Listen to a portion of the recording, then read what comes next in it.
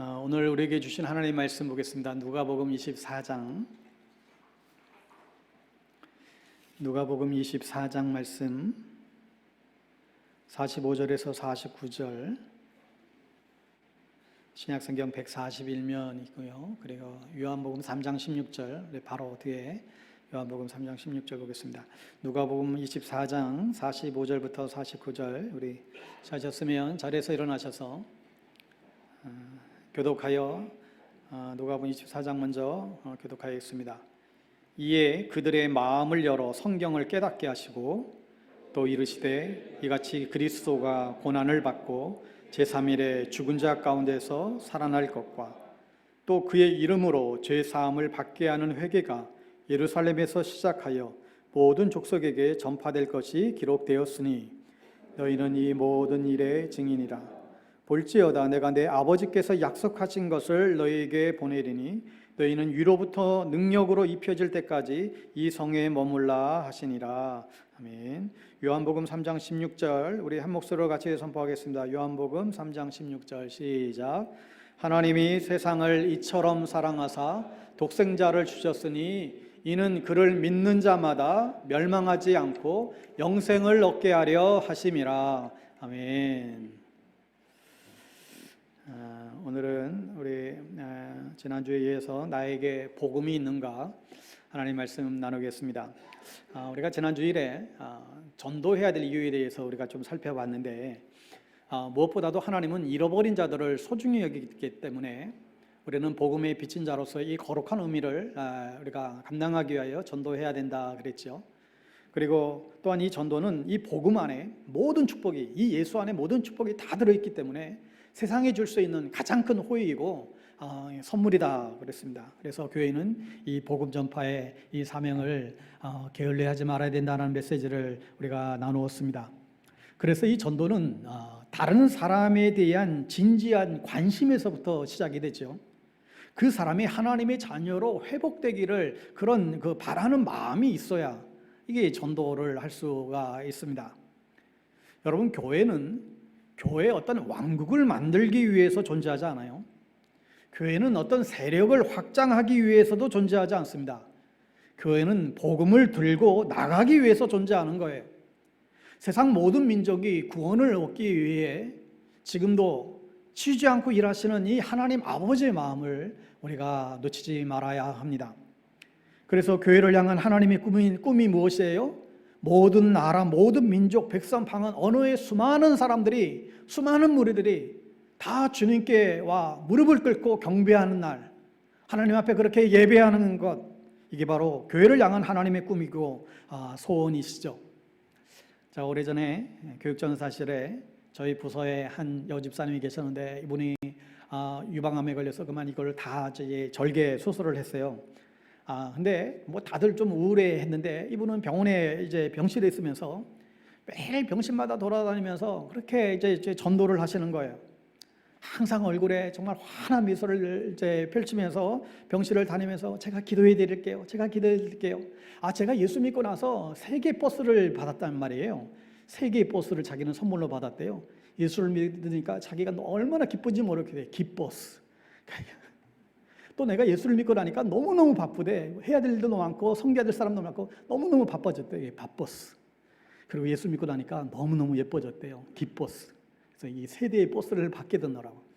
그러면서 열심히 예수 믿으니까 자기가 얼마나 행복한지 모르겠나라고 그렇게 전도하시는 분이 계셨어요. 여러분, 우리는 복음을 전함으로 세상을 복되게 할 사명이 있어요. 여러분의 자녀가 정말로 복받기를 원한다면 우리는 이 복음을 전해야 되죠. 여러분의 부모가 정말로 복받기를 원한다고 한다면 돌아가시기 전에 정말 이 복음을 부모님께 전해야 되죠. 여러분의 사랑하는 친구들 또 친척들 정말 복받기를 원한다면 복음을 전하는 삶을 살아야 됩니다. 그러면 이 어떻게 전하는가가 사실 우리의 과제이지요. 물론 시대가 바뀌기 때문에 복음을 담는 그 그릇은 시대에 따라서 우리가 달라질 필요가 있습니다. 시대가 달라지기 때문에 복음을 전하는 방식도 계속 다양해지고 변화될 필요가 있어요. 과거 예전처럼 예수천당, 불신조 그 외침이 아니라 그 시대의 언어로 복음을 효과적으로 어떻게 전할 수 있을까 계속 고민하고 노력해야 될 필요가 있습니다. 우리가 이 부분에 대해서는 다음 주일에 이어서 이 말씀을 나눌 거예요. 오늘날 이 시대 속에서 어떻게 복음을 전해야 되는지 우리 다음 주일에 말씀을 살피게 될 것입니다. 오늘 본문은 예수님이 십자가에서 죽으시고 부활하신 다음에 다시금 제자들에게 나타나셔서 승천하시기 전에 마지막 그들에게 당부한 유언과 같은 말씀이에요. 이 말씀을 하시고 예수님은 하늘로 승천해 올라가셨습니다. 여기에 보면 제자들과 우리가 복음을 전하기 위해서 우리에게 아주 중요한 몇 가지 사실을 우리에게 말씀하고 있습니다. 첫째는 복음의 내용을 정확히 알라는 거예요. 복음이 무엇인지 이게 정확히 알라는 것이죠. 여러분, 복음이 뭐예요? 굿뉴스죠. 기쁜 소식이에요. 오늘 46절에 보시면 또 이르시되 이같이 그리스도가 고난을 받고 제3일에 죽은 자 가운데서 살아날 것과, 복음이 뭐예요? 예수님의 이 십자가, 죽은, 고난, 이 부활의 사건, 이게 복음이에요. 나 같은 죄인을 대신해서 십자가에 죽으셨다. 십자가에 죽으신 예수 그리스도가 사흘 만에 다시 살아나셔서 죄와 사망의 그 권세를 이기시고 우리로 하여금 우리를 구원하는 구원자가 되어주셨다. 이게 복음이에요. 또 47절에 또 그의 이름으로 죄 사함을 받게 하는 회개가 예루살렘에서 시작하여 모든 족속에게 전파될 것을 기록하였다. 우리가 내 죄를 회개하고 예수 그리스도를 믿기만 하면 우리의 모든 죄가 용서함 받는 길이 열렸다는 거예요. 이게 복음이에요. 그런데 문제가 뭐예요? 여러분, 정말 이게 나에게 기쁜 소식인가요? 정말 지금도 이 얘기를 들으면서 정말 이 기쁜 소식 때문에 여러분 감격이 되시나요? 별 감동이 없어요. 5만 원짜리 복권만 돼도 그냥 화들짝거리면서 복권 이거 됐다고 난리를 칠 텐데, 이 복음의 소식을 들어도 그닥 기쁘지가 않아요. 세상 사람들을 보세요. 예수님이 당신을 위해서 십자가에 죽으시고 사흘 만에 부활하셔서 당신의 모든 죄를 용서해 주실 구원자가 되셨습니다. 복음을 선포하면 그게 어쩌다고, 그게 나랑 무슨 상관이라고, 하나도 기쁜 소식으로 와닿지가 않은 거예요. 왜요? 죄 용서받은 기쁨을 경험해보지 않았으니까. 어떤 경우에는 예수님의 이 십자가 부활 사건을 통해서 우리의 죄가 사함받았다라는 사실이 이 사실이 기쁜 소식이 아니라 많은 사람들에게는 어리석은 소리로 또한 들릴 수도 있어요. 사도 바울이 얘기한 대로 십자가의 도가 멸망하는 자들에게는 미련한 것이고 복음을 믿는, 구원을 얻는 우리에게는 하나님의 능력이다. 안 믿는 사람들에게는 복음의 소식이 그냥 미련하게 들리는 거예요. 어쩌면 그건 당연해요. 그런데 교회를 다니는 사람들 중에도 예수님이 십자가에 죽으시고 부활하시고 그 주님을 믿으면 나의 모든 죄가 용서받고 하나님의 자녀가 된다, 이 사실을 기쁨으로 받아들이지 못하는 사람이 있다라고 한다면 그것은 불행한 것입니다. 물론 예수를 진정으로 고백하고 믿는 분들은 찬송가 85장의 우리 찬양 가사대로 구주를 생각만 해도 이렇게 좋거든, 주 얼굴 배울 때에야 얼마나 좋으랴, 참 회개하는 자에게 소망이 되시고 구하고 찾는 자에게 기쁨이 되신다. 사랑의 구주 예수여 내 기쁨 되시고 이제로부터 영원히 영광이 되소서. 이런 찬양이 우리의 고백이 되는 것이죠. 여러분, 우리 예배 가운데에 감격이 있으십니까? 여러분, 예배 가운데 감격이 있으세요? 예배 가운데에 감사와 기쁨이 여러분 있으십니까? 혹이나 여러분 예배 가운데에 감사와 기쁨이 없다라고 한다면 그건 상당한 문제가 있습니다. 왜 그럴까요? 여러분, 우리가 예배 나와서 감격하는 것은 우리의 감정이나 우리의 기분에 달려있는 것이 아니고 우리의 상황이 지금 잘 풀려서 이거 아무런 상관이 없어요. 그것은 온전히 주님께서 우리를 향하신 그 놀라운 그 구원의 역사가 있기 때문에 우리는 예배 가운데 나와서 우리는 감격함으로 하나님을 예배할 수 있는 것이죠. 하여 여러분 가운데 이 자리에 있기는 앉아 있지는 하지만 이게 왜 기쁜 소식인지, 나랑 무슨 상관이 있는지 그저 나에게 그냥 마음에 와닿지 않는 분이 계시다라고 한다면 여러분, 오늘 이 시간 다시 한번 성령님께서 우리의 마음에 감동을 주시고 우리의 마음을 움직여 주셔서 정말 십자가의 은혜가 무엇인지, 하나님의 사랑이 무엇인지, 죄사함의 은총이 우리 가운데 그 무엇인지 다시 한번 깨닫게 하고 그것을 알게 하는 그런 은혜가 성령님을 통하여 우리 가운데 이루어지게 되기를 간절히 바랍니다. 여러분, 성경에서 가장 복음을 정확하게 소개한 말씀이 바로 요한복음 3장 16절 말씀이잖아요. 하나님이 세상을 이처럼 사랑하사 독생자를 주셨으니 이는 저를 믿는 자마다 멸망치 않고 영생을 얻게 하려 하십니다. 끝에 보면 멸망하지 않고 영생을 얻게 하려 하십니다. 여러분, 이게 우리의 영적인 현주소를 보여주는 거예요. 멸망의 상태에 있다는 거예요. 그런데 멸망하지 않게 해주겠다. 내가 지금 멀쩡하게 살아가고 있는데 무슨 멸망하고 있냐고 그렇게 얘기할지 모르겠지만, 여러분, 화병 안에 아름답게 꽂혀져 있는 꽃은 비록 아름답게 보일다 할지라도 그 꽃은 이미 생명이 잘려간 생명이에요. 곧 죽을 생명이죠. 하여 우리가 아무리 대단한 것처럼 보여도 우리 현실의 자리는 사실 멸망의 자리에 있다는 사실이에요. 이 상태를 가장 잘 표현해 주는 성경 구절들이 있죠. 로마서 3장 23절, 모든 사람이 죄를 범하였음에 하나님의 영광에 이르지 못한다. 모든 인간이 죄를 범하였기 때문에. 또한 로마서 6장 23절, 죄의 삭은 사망이다. 이 죄의 대가는 죽음이라는 거예요. 그런데 사망으로 끝나면 그것으로 그나마 좋겠는데, 히브리서 9장 27절에 뭐라 그래요? 한 번 죽는 것은 정하신 것이요 그 외에는 심판이 있다. 그러니까 인간의 운명이 아무리 찬란한 것 같아도 이미 심판의 자리에 우리는 놓여져 있어요. 결국 우리는 의인은 없나니 하나도 없다라고 하는 로마서 3장 10절의 말씀이 우리 자신의 영적 수준이라는 거예요. 여러분, 이거 믿으세요?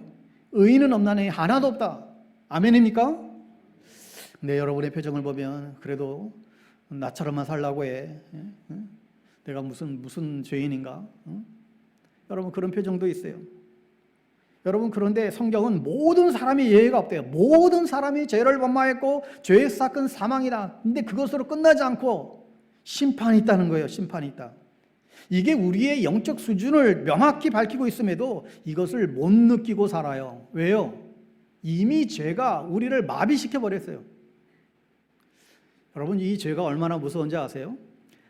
여러분, 그 에스키모인들이 늑대 가죽으로 아주 고소득을 이제 올린다고 해요. 근데 그 늑대 가죽이 굉장히 깨끗하고 정말 그 상처 하나 없는 그 늑대 가죽을 파니까 한 기자가 참 신기한 거예요. 아니, 어떻게 이 늑대 가죽을 이렇게 깨끗하고 온전한 이렇게 가죽을 팔 수 있냐고. 늑대를 잡으려면 무슨 총상을 입히든지 무슨 덫을 놓든지 몸에 무슨 상처가 나기 마련일 텐데 이렇게 아무런 상처가 없는 깨끗한 이 늑대 가죽을 이렇게 할 수가 있냐고. 이분이 궁금해서 이분들의 삶을 이제 따라와 봤습니다. 그랬더니 보니까 사실 너무 쉬운 거예요. 아주 뾰족한 그 창 끝에다가 토끼피를 그렇게 발라요. 그리고는 그걸 얼려요. 살짝 얼려요. 그리고 토끼피를 발라요. 그리고 살짝 얼려요. 그걸 또 토끼피를 발라요. 살짝 얼려요. 그렇게 매번 그 뾰족한 창 끝이 보이지 않을 만큼 그렇게 그 피로 그렇게 얼린 다음 그 위에다가 토끼 가죽을 살짝 덮어놓게 되면, 그리고 그 말뚝을 거꾸로 해서 집어넣게 되면 늑대가 잘 지나가는 거리에 그걸 꽂아 놓았을 때 이 늑대들이 피 맛을 보고 달려든대요. 그리고 그것을 덥석 무는데 이게 꽝꽝 얼려져 있잖아요. 그러니까 이게 씹히지가 않는 거예요. 어떻게 하겠어요? 핥아 먹는 거예요. 계속 핥다 보니까 피가 나오고, 핥아 먹다 보니까 피가 나오고, 핥아 보니까 피가 나오고, 나중에는 어떻게 되겠어요? 이게 이 늑대 혀가 아주 얼어버려 가지고 이 감각을 다 놓쳐버린다는 거예요. 감각을 다 잃고 자기의 혀에서 다 갈라져서 피가 흐르는데도 그걸 못 느끼고 계속해서 그 피를 흘다가 과다출혈로 쓰러진대요. 그제서 사람이 와서 그 늑대 잡아다가 고스란히 가죽을 깨끗이 벗겨서 그렇게 판다는 거예요. 사실 어떻게 보면 좀 끔찍하죠. 여러분, 죄라는 게 뭐예요? 내 영혼이 지금 어느 정도 치명타를 입고 있는지를 모르게 마비시켜버리는 게 죄예요. 내가 지금 영적으로 어떤 상태에 있는지 그거를 못 느끼게 만드는 게 이게 죄예요. 그러니까 분명히 죄를 지으면 멸망에 이르고 심판을 당한다라고 성경이 계속해서 반복해서 우리 가운데 말씀하지만, 죄가 주는 당장의 달콤한 유혹과 그 달콤함 앞에서 자신의 운명을 감지하지 못하고 계속 핥아대는 것이죠. 그 자리가 우리의 인생의 멸망의 자리라는 거예요. 그런데 우리는 죄로 인해서 멸망할 수밖에 없는 그런 우리의 상태인데, 그런데 주님은 우리를 이 멸망의 자리에서 영생의 자리로 옮겨주시길 원한다는 거예요. 우리가 멸망치 않고 영생을 얻게 하려 하신다. 이 멸망의 자리에서 더 이상 머물지 않고 영생의 자리로 옮기시고자 하는 게 이게 주님의 마음이라는 거예요. 여러분 의사 선생님이 두 분 계신데 한 분은 아주 상냥하고 너무나 친절해요. 환자들에게 너무 인기가 좋아요. 그 선생님은 얼마나 모든 사람에게 상냥한지 몰라요. 근데 또 다른 한 의사 선생님은 너무너무 까칠해요. 상냥하지도 않아요. 의사들에게, 환자들에게 내가 제시한 대로 안 한다고 막 야단치고 막 호통치고 굉장히 까탈스러워요. 환자들이 다 그 의사 선생님 굉장히 가까이 가기 싫어해요. 그런데 그렇게 상냥한 의사 선생님에게 진찰을 받은 사람들은 다 죽어나가고, 그렇게 까칠하고 더 힘든 그 의사 선생님에게서 칭찬받았던 사람들은 다 살아났어요. 자, 그렇다라고 한다면 여러분 어떤 의사에게 여러분의 아프게 될 때 어떤 의사에게 몸을 맡기겠어요? 까칠해도 나의 상태를 정확하게 진단해주는 그 의사에게 가야 하지 않을까요? 여러분 많은 종교들이 있잖아요. 여러분이 교회를 와서도 설교를 들어도 그 성경의 이 수많은 이 성경의 말씀 가운데에 정말 예수를 믿고 복받고 성공하고 칭찬받고 좋은 이야기들, 즐거운 이야기들, 격려하는 이야기들, 우리 이제 용기를 주는 이야기들 너무너무 많은데 사실 그런 말씀만 골라서 해도 평생 해도 못해요. 그런데 어떤 교회는 하필이면 그 많고 많은 본문 가운데에 회개하라고 하고 정신 차리라고 근신하라고 그러고 당신들 그렇게 살면 망한다고 그러고 막 죄를 지적하고 막 찌르는 설교를 한다는 거예요. 그러니 얼마나 짜증나겠어요. 야, 일주일 동안 세상에서 살면서도 힘들게 살아왔는데 교회 와서도 와서 좀 위로하고 좀 격려해주는 설교를 해주면 좋을 텐데 저 이 목사 양반은 센스 없게 저렇게 딱딱한 설교만 하더니 이게 그래서 그냥 은혜가 안 된대. 여러분 그런데 그 말씀에 아멘하고 하나님의 말씀으로 받는 사람은 천국 가는 것이고 멸망하지 않고 영생을 얻게 된다는 거예요. 그런데 이 땅에서 그렇게 듣기 좋고 성도들 원하는 설교만 하고 그 영혼들이 지옥 가는데도 그 자신이 영적 상태가 심각한지를 이제 모르는 거예요. 매주일마다 하나님이 나를 위로해 주셔, 하나님이 나를 사랑하셔, 하나님이 늘 나를 격려해 주죠. 여러분 이러고 끝나버리면 어떻게 보면 목사도 지옥 가고 성도도 지옥 갈 수 있어요. 여러분 우리는 진리가 중요한 것이지 우리가 듣기 좋은 설교가 중요한 게 아니에요. 어떻게든 우리를 살리는 말씀이 필요한 것이죠. 내가 회개하고 어떻게 하면 우리가 하나님의 뜻대로 살아갈 수 있을까? 이 유혹 많은 세상 가운데서 어떻게 우리가 멸망하지 않고 영생의 삶을 살아갈 수 있는가? 듣기 좋은 설교가 아니라 정말 필요한 설교가 필요한 것이죠. 여러분 사실 그런 면에서는 이 목회자가 얼마나 중요한지 모르겠습니다. 여러분 정말 가장 여러분의 삶에 있어서 가장 슬픔에 빠질 때, 정말 슬픔에 빠질 때 정말 내일처럼 가장 슬퍼해줄 사람 두 사람이 있어요. 한 사람은 친정엄마, 한 사람은 목사예요. 가장 기쁜 일이 있을 때 정말 내일처럼 함께 정말 더불어 함께 기뻐하고 즐거워해줄 사람 두 사람이 있어요. 한 사람은 친정엄마, 두 번째는 언니, 목사예요.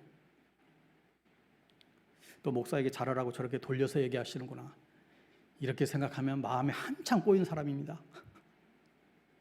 정말 참된 목사라고 한다면 성도들이 정말 하나님의 축복받고 살기를 원하고 정말 하나님의 사랑받으며 살기를 원하기 때문에 때로는 불편하고 찔리는 설교를 하더라도 감사함으로 받는 그 말씀을 통과해야만 복이 임하니까 여러분 절대 좋은 소리만 하는 설교가 좋은 설교는 아니에요. 친구도 마찬가지고 여러분 아내도 쓴소리 하는 사람이 사실 좋은 친구이고 좋은 아내예요. 가끔 오늘 설교는 나를 나들으라고 설교했다고 나를 치는 설교를 했다고 이런 얘기를 들을 때가 있어요. 이것은 맞기도 하고 틀리기도 해요. 성경은 우리 모두에게 하신 말씀이니까 제가 바르게 설교했다면 들으시는 분이 나에게 말씀하셨다 그렇게 받으시는 건 당연한 거죠. 그런 의미에서는 맞아요. 그런데 저는 특정 성도님을 염두에 두고 설교를 하지는 않습니다. 그래서 오늘 설교는 목사님이 나에게만 설교했다, 나 때문에 설교했다라고 생각한다면 굉장한 큰 착각이에요. 만약에 다른 성도님들이 이게 들을 필요가 없는데 그 사람이 들을 필요가 있어서 이제 있다라고 한다면 어떻게 해야 돼요? 그분만 따로 불러야 돼요. 그분만 따로 불러서 얘기하면 돼요. 왜 필요도 없는데 왜 전체적으로 얘기해요? 여러분 제가 아무 감히 겁도 없이 특정 사람에게 하고 싶은 말을 하나님의 말씀을 전하는 이 설교 시간을 빌어서 할 만큼 짱구는 아니에요. 오히려 설교를 하는 저에게는 이러한 비슷한 염려가 있어요. 설교를 들으시는 교우님들이 이 설교를 자신과 상관없는 말씀으로 받을까 봐 저는 그게 더 걱정이에요. 나에게 주시는 말씀으로 받아야 되는데, 나를 향한 말씀으로 받아야 되는데 이걸 나를 향한 말씀으로 받지 않을까 봐 제가 걱정이라니까요.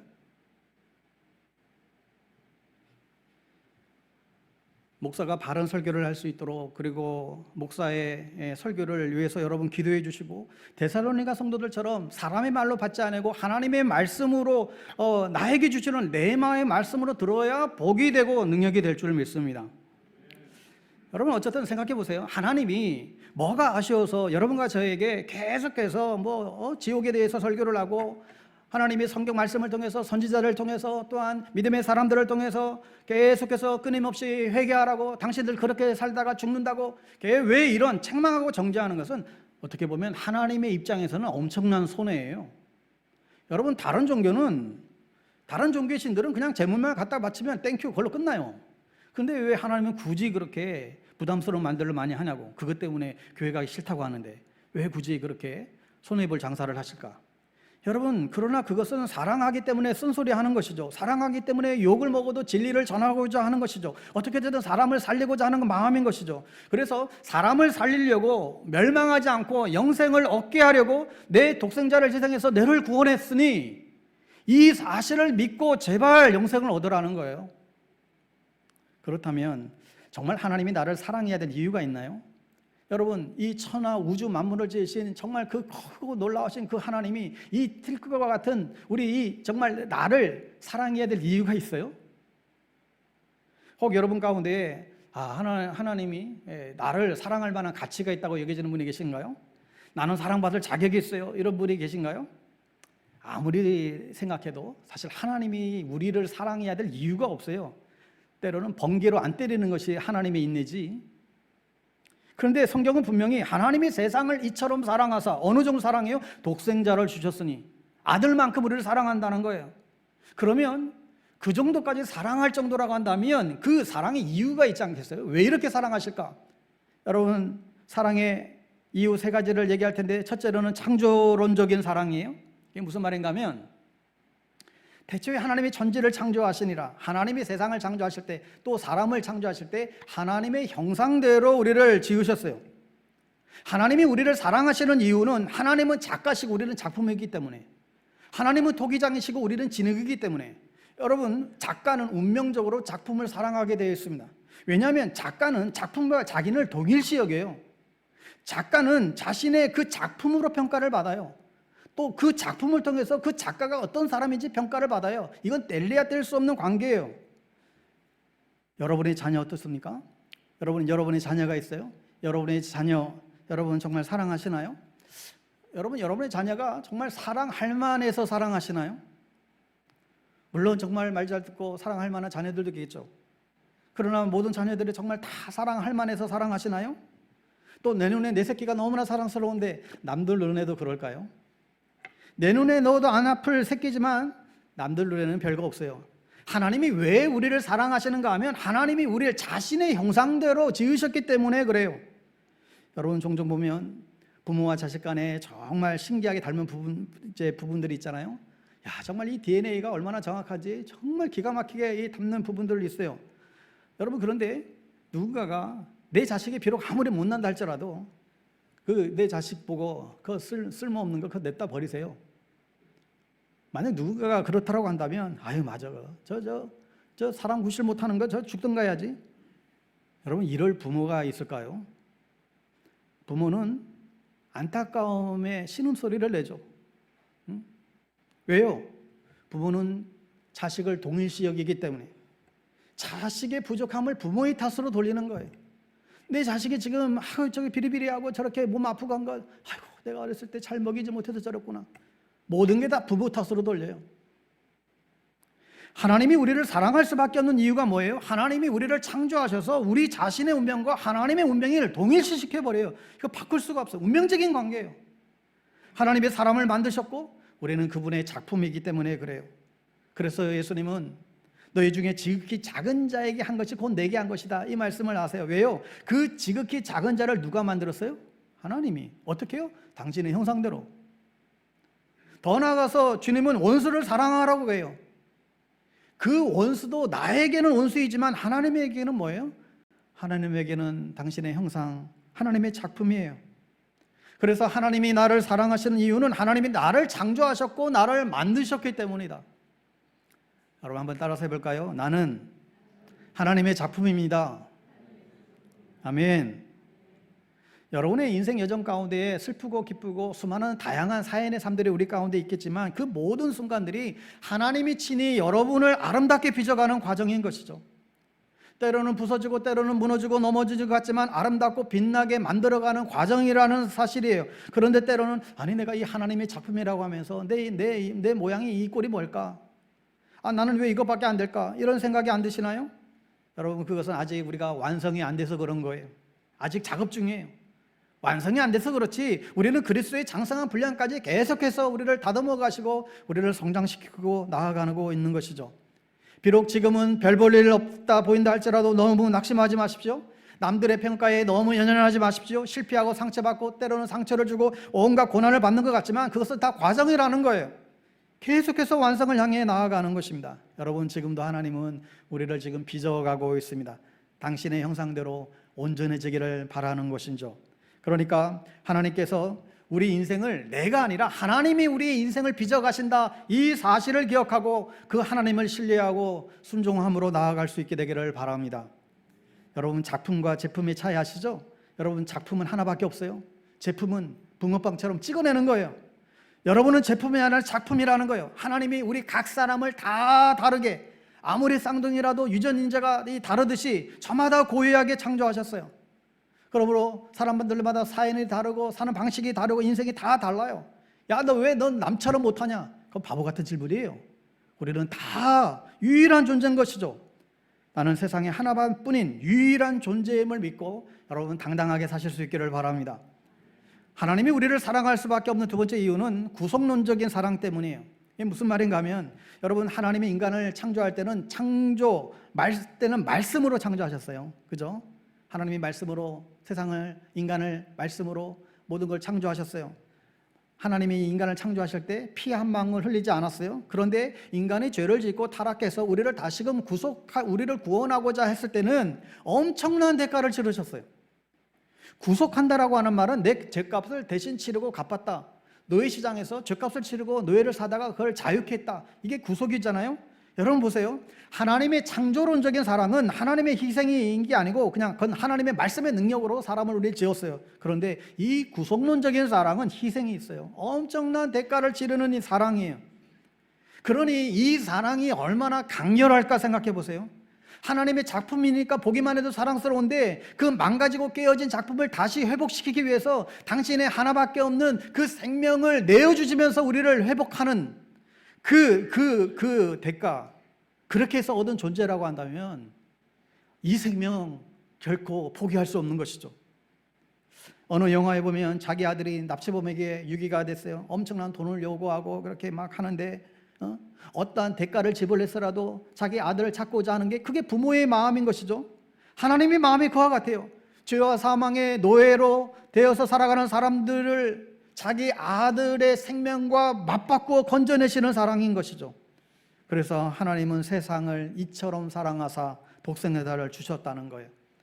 여러분 하나님의 세상을 사랑하는 이유가 뭐예요? 어마어마한 대가를 치렀기 때문에 하나밖에 없는 외아들을 십자가에 내어주는 사랑을 그 대가를 지불했기 때문에 그래서 나 하나를 얻은 거예요. 그 대가를 지불하고 그러니 나는 하나님 앞에 얼마나 소중한 가치겠어요. 그 대가를 자신의 아들을 대신해서 죽이면서 나를 얻었는데 나는 하나님 앞에 얼마나 소중한 존재가 되겠어요. 자기 아들의 목숨까지 그 가치까지 덧입힌 사랑으로 우리를 사랑하시는 것이죠. 여러분을 구원하시기 위해서 피 흘리시는 사랑이에요. 참참참 피 흘리신 예수의 사랑 안에서 자기 외아들까지 버리면서 구원한 존재가 바로 저와 여러분들이죠. 그래서 이 본래만도 못한 우리를 죄악투성이인 우리를 향한 하나님만의 애끓은 사랑이 있는 거예요. 내가 너를 구원하기 위해서 엄청난 대가를 지불했는데 내가 너를 포기하지 않을 거야. 이게 하늘 아버지의 마음이에요. 내가 너를 벗어났다고 포기할 것 같니? 네가 좀 죄를 졌다고 내가 포기할 것 같니? 내가 이렇게 좀 망가졌다고 포기할 것 같니? 내가 내 아들을 희생하면서까지 너를 구원했는데 내가 너를 놔버릴 것 같아? 아니야. 남들이 내가 너에게 뭐라 한다 할지라도, 남들이 너를 실패한다 할지라도, 남들이 너에게 무슨 어떤 비난을 한다 할지라도 나는 너를 포기할 수 없어. 내가 너를 구속하기 위해서 내가 지불한 사랑이 얼마나 큰데. 그러니 우리는 이 하나님의 사랑을 받을 수밖에 없다는 거예요. 세 번째로 우리가 하나님의 사랑을 받을 수밖에 없는 이유는 목적론적인 사랑 때문이에요. 왜 그렇게 희생을 치르면서까지 우리를 사랑하시는 이유가 뭐예요? 마지막에 멸망치 않고 영생을 얻게 하기 위해서, 우리가 멸망의 삶이 아니라 영생의 삶을 살게 하기 위해서. 여러분, 영생이라고 하는 것은 길고 긴 어떤 이 생명을 말하는 것이 아니라 신적인 생명을 말해요. 하나님과 관계의 언어예요. 관계. 하나님과 창조할 때부터 하나님은 우리와 친밀한 관계를 맺기 위하여 하나님이 우리를 창조하셨는데, 멸망하지 않고 영원토록 우리와 그 친밀한 관계를 맺기 위하여, 영원한 하나님과 그런 삶을 살기 위하여, 우리를 통하여 찬양받으시고 우리를 사랑하시고 기뻐하시기 위하여 우리를 그렇게 사랑하셨다는 것이죠. 여러분, 그런데 하나님이 그토록 사랑하시는 우리가 늙어 죽고 병들어 죽고 사고로 죽고 고통으로 죽어가고 만약 여기서 끝나버린다고 한다면 이 하나님 아버지의 마음이 얼마나 아프겠어요? 그래서 우리가 멸망하지 않고 영원토록 함께 주님과 살 수 있도록 우리에게 영생의 선물을 주신다는 거예요. 여러분, 마치 강아지를 키우는 집에서 강아지 많이 살면 15년, 더 길게서 20년 그렇게 살다가 새끼 때부터 그렇게 키웠는데 이 강아지가 수명이 돼서 이제 늙어가지고 이제 죽게 돼요. 여러분, 그 강아지를 묻게 될 때 얼마나 마음이 아파요? 강아지 키우는 사람 정말 자식 죽는 것 같은 그런 슬픔을 겪더라고요. 하나님이 영원토록 우리를 통해서 찬양받기를 원하시고 우리를 사랑하시고 우리에게 당신의 사랑을 부어주시기를 원하세요. 이 분명한 목적이 있는 것이죠. 그러니 하나님 우리를 사랑하지 않을 수가 없는 거예요. 왜 날 사랑하나? 왜 날 사랑하나? 그 하나님의 사랑의 마음을 우리가 증명할 수 없습니다. 왜 날 사랑하라는 찬양이 있어요. 사랑이 구주를 죽게 했네, 왜 날 사랑하나? 겸손히 십자가 지시었네, 왜 날 사랑하나? 왜 날 사랑하나? 왜 날 사랑하나? 왜 주님 갈보리 지시었네, 왜 날 사랑하나? 여러분, 2절에도 보면요, 손과 발 위에 찢기셨네, 왜 날 사랑하나? 고난을 당하여 구원해, 왜 날 사랑하나? 내 대신 고통을 당하셨네, 왜 날 사랑하나? 죄 용서 받을 수 없었는데 왜 날 사랑하나? 여러분, 우리는 하나님의 사랑을 받을 수밖에 없는 존재임을 믿으시기 바랍니다. 여러분, 세상에서 가장 명확한 사실, 결코 변하지 않는 한 가지 분명한 팩트예요. 하나님이 나를 사랑하신다. 이것보다 완벽한 진리는 없다는 거예요. 여러분, 수학과 물리학과 경제학과 4차 산업과 인공지능과 세상의 과학이 아무리 발전하고 그런데 세상의 것은 다 바뀌는 거예요. 그런데 하나님의 사랑은 영원토록 변함없는 사랑입니다. 우리가 이 사랑을 분명히 안다면 이것으로 충분해요. 하나님이 이 세상을 창조하시고 역사를 주관하시고 세상을 심판하시는 만왕의 왕 되신 그분이 나를 사랑하시고 나를 인정한다라고 한다면 세상 사람들이 나에게 어떻게 하든 그게 무슨 상관이에요? 주님이 내 편이신데, 주님이 나와 함께 하시는데 내 주변의 사람들이 다 떠난들 그게 무슨 의미가 있어요? 나를 오해하고 비난하는데 그게 무슨 의미가 있어요? 때로는 잠깐 우리도 언짢고 때로는 우리가 슬퍼할 수는 있지만 그게 우리의 인생을 흔들 수가 없어요. 나는 하나님의 사랑 때문에 넘어져도 다시 일어나고 좌절하거나 포기할 수 없는 그런 존재인 것이죠. 하나님이 나를 사랑하신다, 이 사실 한 가지로 우리는 충분한 것입니다. 여러분은 어떠세요? 여러분은 하나님께 사랑받을 자격이 있으세요? 아무런 자격이 없지만 하나님이 여러분을 사랑할 이유는 충분해요. 하나님이 여러분을 창조하셨고 구속하셨고 성령으로 인쳐주셔서 하나님의 백성으로 영원토록 승리하며 살아갈 수 있도록 우리를 구별해 주셨습니다. 이게 복음이에요. 그런데 더 놀라운 것은 이 놀라운 사랑은 우리가 말 잘 듣고 우리가 착할 때가 아니라 정말 아무런 쓸모없다고 생각했을 때, 우리가 죄인 되었을 때, 더 나아가서 우리가 원수 되었을 때도 하나님이 우리를 사랑하신대요. 이 말은 우리가 어떤 상태에 있더라도 하나님이 나를 포기하지 않는다는 거예요. 예수님이 이런 말씀하셨죠. 간혹가다 의인을 위하여 죽는 이가 있지만 죄인을 위하여 죽는 이가 없다. 여러분, 우리가 최고의 죄인들이에요. 우리가 최고의 죄인들인데 이 최고의 죄인들을 위해서 하나님께서 내가 너를 위해 죽을 만큼 이렇게 사랑해. 내 아들을 희생할 것만큼 내가 너희들을 사랑해. 우리 죄인을 향한 하나님의 사랑을 고백하고 있습니다.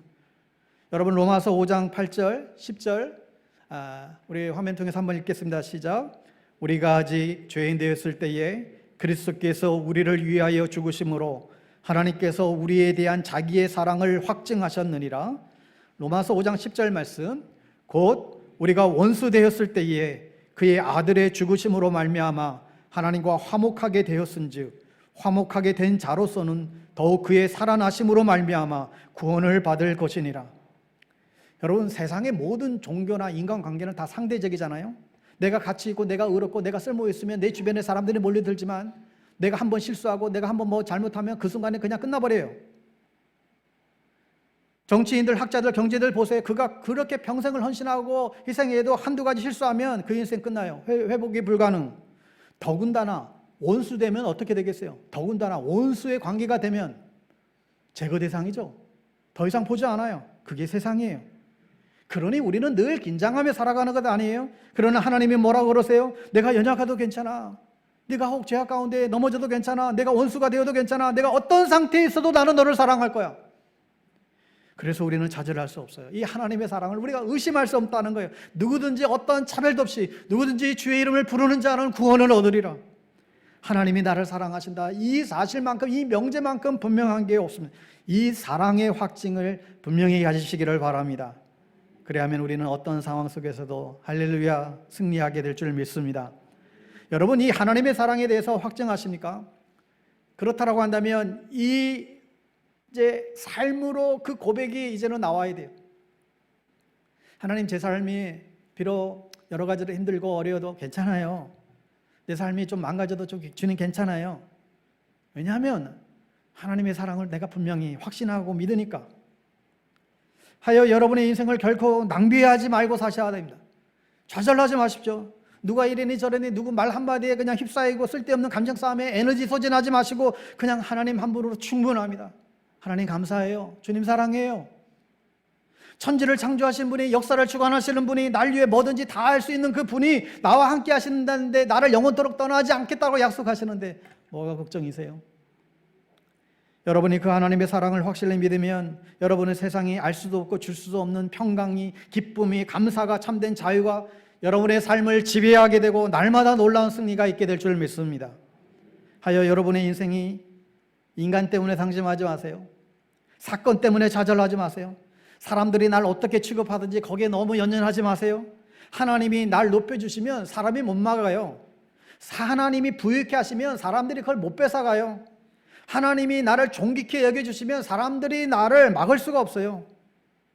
그리 아니하실지라도 괜찮아요. 영생이 있으니까. 이 복이 여러분에게 임하게 되기를 바랍니다. 이것이 복음이에요. 그런데 이 복음이 나의 것이 되려면 어떻게 해야 된다고요? 믿어야 돼요. 이는 저를 믿는 자마다 멸망치 않고 영생을 얻게 하려 하십니다. 믿는 자마다 이 복음의 소식을 믿어야 돼요. 여러분, 다른 종교들은 고행을 하고 선행을 쌓고 그래서 열반의 경제에 이르고 해탈을 하고 뭐 여러 개 해야 될 일이 많아요. 수고하고 노력을 해야 뭔가를 얻어요. 그런데 기독교는 믿으면 멸망하지 않고 영생을 얻는다 선언하는 거예요. 왜요? 믿음이 뭐길래? 요한복음 1장 12절 말씀대로 영접하는 자 곧 그 이름을 믿는 자들에게는 하나님의 자녀가 되는 권세를 주셨으니, 그러니까 이 믿음은 단순한 교리가 아니라 이 하나님의 사랑을 그대로 믿고 받아들일 때 우리 안에 복음의 사건이 나의 사건이 되는 거예요. 영적인 사건이 되는 거예요. 이 놀라운 복음을, 이 하나님의 사랑을 우리만 알고 끝날 것이 아니라 복음에 빚진 마음으로 땅끝까지 이르러 증인이 되라고 또한 우리에게 말씀하고 있습니다. 여러분, 그런데 많은 분들이 교회를 10년, 20년, 30년 그렇게 교회를 다녀도 내가 믿는 복음에 대해서 설명을 못해요. 복음을 모르는 건 아닌데 알고는 있는데 이게 정리가 안 되는 거예요. 그러다 보니까 복음을 전하세요 그랬더니 뭘 전해야 할지 알지를 못해요. 뭘 말해야 될지. 전도하라고 그러면 당장 그냥 두려움만 생기는 거예요. 우리 교회에 오세요. 우리 목사님 좋아요. 이게 전도가 아니라 그랬죠. 전도, 예수의 도, 이 예수의 도를 가르쳐야 되는데, 예수의 도를 알려야 되는데, 예수를 말해야 되는데, 이걸 말을 못 하는 거예요. 여러분, 나의 복음의 메시지를 여러분 준비하셔야 돼요. 내가 왜 예수를 믿는지 답변할 믿음, 답변할 이걸 가지고 있어야 돼요. 또한 여러분, 하나님이 우리를 복음의 증인으로 불러주셨다는 이 사실을 여러분 꼭 기억하시기 바랍니다. 48절에 너희는 이 모든 일의 증인이라. 하나님이 우리를 부르셨는데 복음의 증인되라고 부르신 거예요. 우리를 부르시고 또한 복음의 증인 이 사명을 주시기 위해서 우리를 부르신 것이죠. 그러니까 우리를 하나님의 자녀 삼아주시고 이 교회로 부르신 것은 여러분 우리를 다시금 세상으로 보내기 위함인 것이라는 사실을 말씀해 주고 있습니다. 그러므로 하나님을 만난 주님을 만난 사람들은 모두가 증인의 삶을 살아야 됩니다. 너희가 이 모든 일의 증인이라. 그렇다고 한다면 여러분 이 신자가 된다는 것, 성도가 된다라고 하는 것은 이 세상을 살아가면서 복음의 증인으로서 살아가는 것을 말하는 것이죠. 하여 나는 과연 복음의 증인으로 살아가고 있는가? 우리의 인생의 목적은 하나님의 이름을 높이는 데 있죠. 주님의 나라가 이 땅 가운데 이루어지는 데 있어요. 주님의 뜻이 이 땅 가운데 이루어지는 것이죠. 근데 이 일이 어떻게 이루어져요? 우리가 복음을 전함으로 세상이 구원받음으로 이 하나님의 나라가 이루어지는 것이죠. 그러므로 우리가 복음을 전해서 물이 바다 덮음같이 여호와를 아는 지식이 온 땅에 충만하도록 만들어야 됩니다. 그러므로 복음을 전하는 것은 우리 삶의 가장 중요한 목표예요. 우리는 이 일에 부름을 받았다라고 하는 소명자임을 여러분 잊지 마셔야 됩니다. 아니 내가 지금 코가석자인데 지금 무슨 복음을 전하고 지금 내가 한가한 사람들이나 뭐 아무것도 그냥 집에서 그냥 놀고 먹는 사람들이나 하면 모를까? 내가 아침부터 밤늦게까지 지금 일하느라 정신이 없는데 무슨 복음을 전하느라고. 여러분 이렇게 혹 얘기할 수 있을지 모르겠어요. 여러분 그러나 그렇지 않아요. 예수 믿는 모든 사람들은 다 소명자예요. 내가 장사하더라도 그 장사하는 자리가 주님의 복음을 전하기 위해서 부름을 받은 소명의 자리임을 잊지 마시기를 바랍니다. 우리가 무엇을 하든지 우리가 하는 일을 통해서 하나님의 영광이 드러나고 주님이 나타나는 삶을 살기에 우리는 소명자입니다. 내가 어떤 직장에 있든지 그 직업을 통해서 하나님의 살아계심이 나타나고 주님을 드러낼 수 있다고 한다면 그 직업은 거룩한 장소입니다.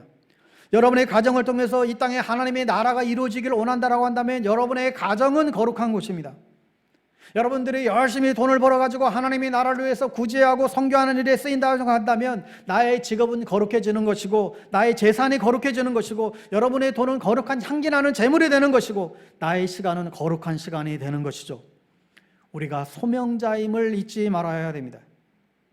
마지막으로 이 일을 위해서 성령의 능력을 주셨다는 거예요.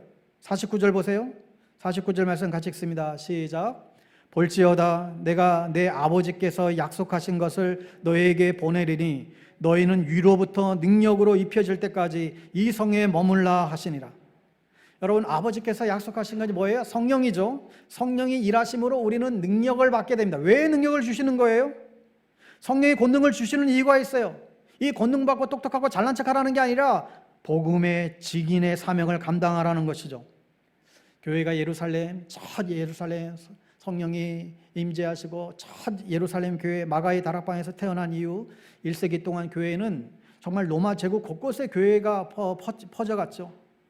유대인들의 박해도 로마 제국의 박해도 그 기독교 초대교회인들의 전도를 막을 수가 없었고 복음이 퍼지고 교회가 서는 것을 그 누가 막을 수도 없었어요. 교회는 태생부터 흩어져서 복음을 전하는 것이 그렇게 사명 공동체이죠.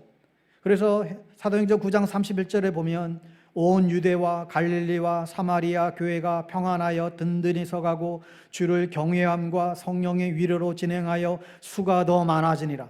수가 더 많아지리라. 예수 믿고 주님께 돌아오는 그 수들이 점점점 많아졌다는 거예요. 그런데 어떻게 이런 일이 일어났다고요? 성령의 능력으로. 여러분 누군가가 말을 너무나 잘해가지고 말빨이 너무나 좋아가지고 그 사람을 잘 설득해가지고 예수 믿게 할 수 있을까요? 아니에요. 그런데 말주변이 없어가지고 그냥 막 더듬더듬거리면서 복음을 전해도 성령이 역사하면 사람이 회개하고 돌아오는 일들이 일어난다니까요. 여러분, 복음은 성령이 전하는 것이고 우리는 도구에 불과합니다. 이렇게 하나님은 우리에게 성령을 선물로 주셨습니다. 여러분, 아무쪼록 복음의 내용을 분명히 알고 그 하나님의 사랑을 온 열방에 전파하며 살아가는 저와 여러분, 우리 교회가 될 수 있기를 주의 이름으로 간절히 축원합니다. 기도하겠습니다. 사랑의 하나님, 우리에게 기쁨의 소식을 주셔서 감사합니다. 우리를 하나님의 자녀로 부르시고 또 다시 증인의 사명 주셔서 감사합니다. 또한 우리에게 성령의 능력을 주셨사오니 주님 다시 오시는 그날까지 우리에게 맡겨주신 문 영혼들을 주님께 인도하는 일에 귀하게 쓰임받는 저희들 되게 하여 주시옵소서. 예수님의 이름으로 기도합니다. 아멘.